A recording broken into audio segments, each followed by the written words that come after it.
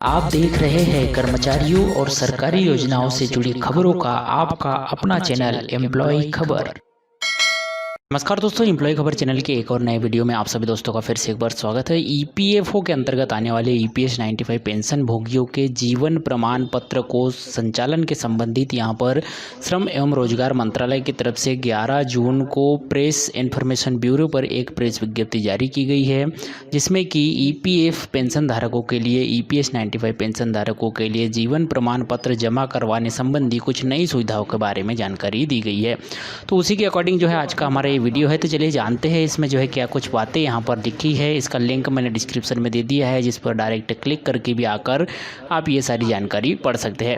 तो EPF pension भोगियों के घरों के नज़दीक तक सेवा पहुंचाने की आवश्यकता को देखते हुए विशेष रूप से कोविड-19 महामारी की चुनौतीपूर्ण अवधि के दौरान ईपीएफओ ने डिजिटल जीवन प्रमाण पत्र जमा करने की सुविधा प्रदान करने के लिए कॉमन सर्विस सेंटर CSC के द्वारा सक्रिय भागीदारी की है।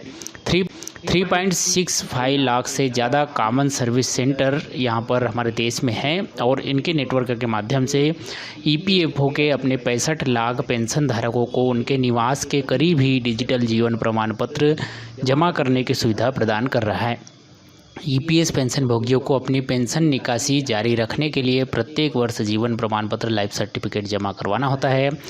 ईपीएस पेंशन भोगी CSC केंद्र के अलावा 135 क्षेत्रीय ईपीएफओ कार्यालय, 117 जिला कार्यालय और पेंशन वितरण यानी कि जिस भी बैंक से उन्हें पेंशन मिलती है उस बैंक में भी अपना जीवन प्रमाण पत्र जमा कर सकते हैं। ईपीएफओ के द्वारा अंकीकृत किया गया एक multi agency model EPS pension भोगियों को उनकी सुविधा और पसंद के अनुसार सेवा वितरण एजेंसी का चयन करने की सहायता प्रदान करता है।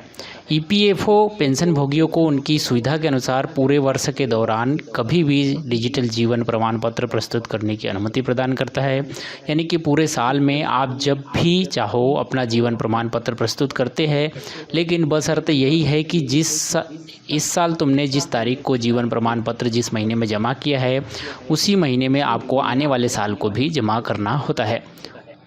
इससे पहले पेंशन भोगियों को नवंबर माह में ही जीवन प्रमाण पत्र करने की यहाँ पर सुविधा थी, जिसके परिणाम स्वरूप पेंशन भोगियों को काफ़ी कठिनाइयों का सामना करना पड़ता था।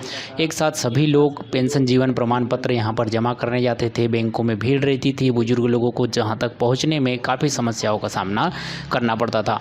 पेंशन में रुकावट के कारण बड़ी संख्या में शिकायतें यहाँ पर आती थी। इसके अलावा जीवन प्रमाण पत्र देरी से जमा होने के कारण यह कुछ महीनों तक के लिए यानी केवल नवंबर तक के लिए वैध रहता था। इस पेंशन भोगी समर्थक कदम से ईपीएफ पेंशन भोगियों को परेशानी मुक्त सामाजिक सुरक्षा कवर प्रदान करने के लिए यह कदम उठाया गया है।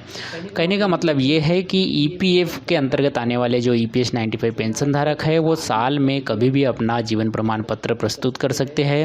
इस साल उन्होंने जिस माह में जीवन प्रमाण पत्र प्रस्तुत किया है, आने वाले साल को भी उसी माह में उन्हें जीवन प्रमाण पत्र प्रस्तुत करना होगा। ये जीवन प्रमाण पत्र वो ईपीएफओ कार्यालय, ईपीएफओ क्षेत्रीय कार्यालय, जिला कार्यालय और जिस बैंक से वह जो है पेंशन प्राप्त कर रहे हैं उस बैंक में या CSC सेंटर जो कि जिनकी संख्या हमारे देश में 3.65 लाख बताई जा रही है, वहाँ से भी आप यह जमा कर सकते हैं।